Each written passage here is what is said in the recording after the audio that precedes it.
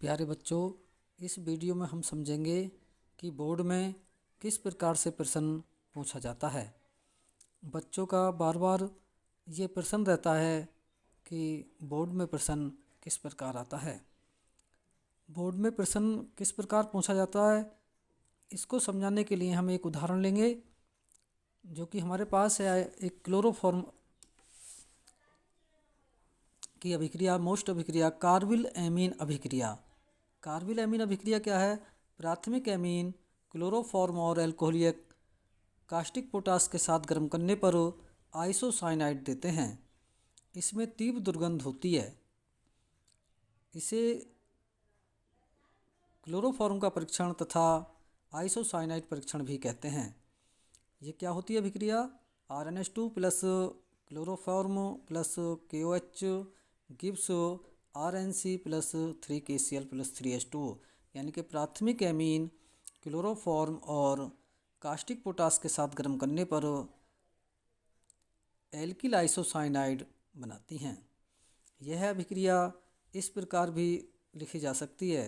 मेथिलएमीन chloroform caustic potash गर्म करेंगे, हमें मिलेगा मेथिल आइसोसाइनाइड, पोटेशियम क्लोराइड और जल।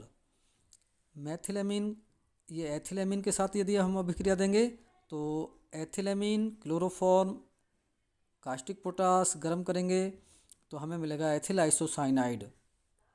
इसी प्रकार एनिलीन C6H5NH2 एनिलीन क्लोरोफॉर्म और कास्टिक पोटास के साथ गर्म करने पर हमें मिलता है फेनिल आइसोसाइनाइड।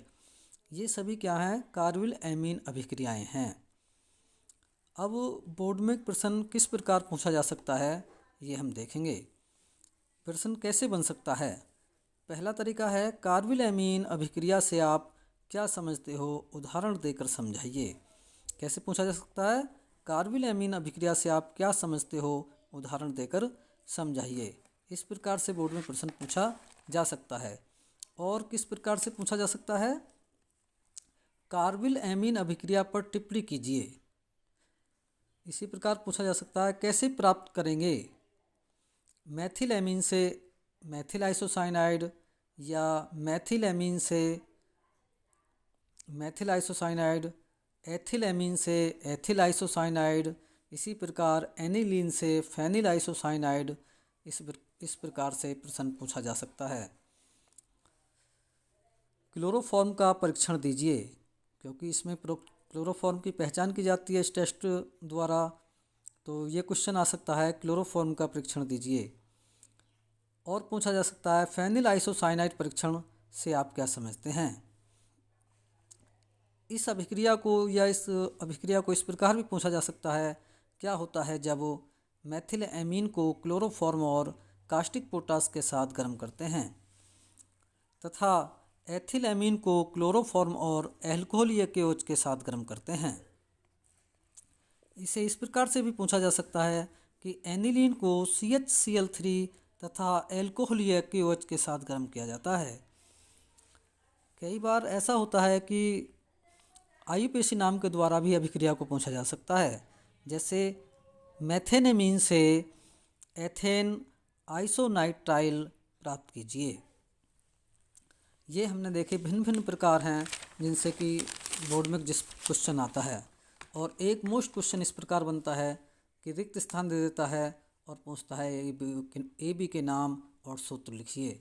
जैसे C2H5NH2 dot dot dot 3KOH gives dot dot dot KCl plus 3H2O, यानी कि A और B के नाम और सूत्र लिखिए।